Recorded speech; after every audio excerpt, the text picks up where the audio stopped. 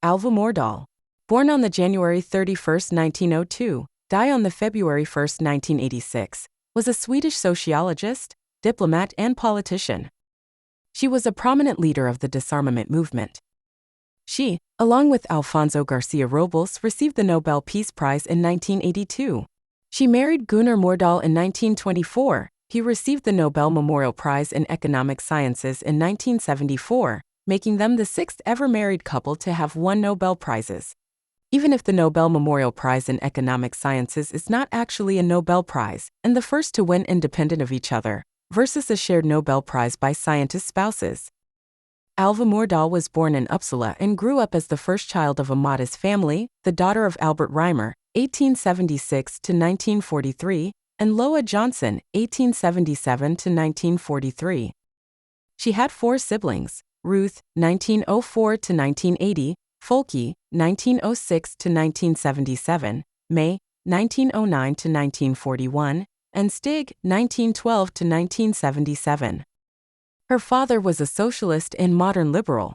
During her childhood, the family moved around to different places. For example, they were residents of Eskilstuna, Fairfield, and Stockholm. Her academic studies involved psychology and family sociology. She earned a Bachelor of Science degree in Stockholm in 1924. In 1929, Myrdal and her husband Gunnar Myrdal had the opportunity to travel to the U.S. as Rockefeller Fellows. Myrdal further deepened her studies in the fields of psychology, education, and sociology whilst in the U.S. She had the special chance to broaden her knowledge of children's education. Myrdal's observation of the great social and economic disparities in the United States also led to an increased political commitment. Radical was the term that she and her husband came to use to describe their shared political outlook. They then moved to Geneva for further studies, where they started to study the population decline that worried many Europeans during the interwar period. Myrdal first came to public attention in the 1930s and was one of the main driving forces in the creation of the Swedish welfare state. She co-authored the book Crisis in the Population Question with Gunnar Myrdal in 1934. The basic premise of Crisis in the Population Question is to find what social reforms are needed to allow for individual liberty, especially for women, while also promoting childbearing and encouraging Swedes to have children. The book also detailed the importance of shared responsibility for children's education both between the parents as well as the community by trained child educators. Myrdal was highly critical of developments in the operation of preschools for children in Sweden. Consequently, she published the book Urban Children, 1935, where she presented her ideas for a newly reformed Swedish preschool system. She argued that contemporary child care was flawed. The system was polarized between two extremes: measures of poor relief for the less well-off contrasted with those measures which prepared children from wealthier families for private schools. She stressed that there were material obstacles in the way of being able to access a good education. Therefore, social and economic reforms were needed. Myrdal wanted to combine and integrate the two extremes.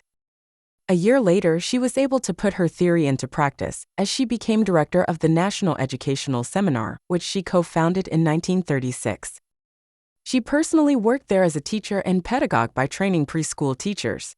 Myrdal emphasized the lack of recent educational research in regards to preschool teacher training.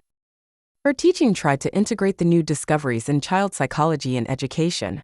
Social studies were also emphasized, as was women's personal development. With architect Sven Markelius, Myrdal designed Stockholm's cooperative collective house in 1937, with an eye towards developing more domestic liberty for women. In 1938, Alva and Gunnar Myrdal moved to the United States. While in the U.S., Myrdal published the book Nation and Family, 1941, concerning the Swedish family unit and population policy. During World War II, she also periodically lived in Sweden. A longtime prominent member of the Swedish Social Democratic Party, in the late 1940s she became involved in international issues with the United Nations, appointed to head its section on welfare policy in 1949. From 1950 to 1955 she was chairman of UNESCO's Social Science Section, the first woman to hold such prominent positions in the UN. In 1955 to 1956, she served as a Swedish envoy to New Delhi, India, Yangon, Myanmar, and Colombo, Sri Lanka. In 1962, Myrdal was elected to the Riksdag, and in 1962 she was sent as the Swedish delegate to the UN Disarmament Conference in Geneva, a role she kept until 1973. During the negotiations in Geneva, she played an extremely active role, emerging as the leader of the group of non-aligned nations which endeavored to bring pressure to bear on the two superpowers, US and USSR, respectively, to show greater concern for concrete disarmament measures. Her experiences from the years spent in Geneva found an outlet in her book, The Game of Disarmament, in which she expresses her disappointment at the reluctance of the US and the USSR to disarm. Myrdal participated in the creation of the Stockholm International Peace Research Institute, becoming the first chairman of the governing board in 1966. In 1967 she was also named Consultative Cabinet Minister for Disarmament, an office she held until 1973. Myrdal also wrote the acclaimed book The Game of Disarmament, originally published in 1976. A vocal supporter of disarmament, Myrdal received the Nobel Peace Prize in 1982 together with Alfonso García Robles. In 1983 Myrdal effectively ended the heated controversy over the future of Adolf Fredrick's music school, the AF Fight. Myrdal promoted reforms in child care and later became a government commission on women's work and chair of the Federation of Business and Professional Women. She died the day after her 84th birthday. Thanks for watching HerStory channel. Don't forget to like the video and subscribe our channel.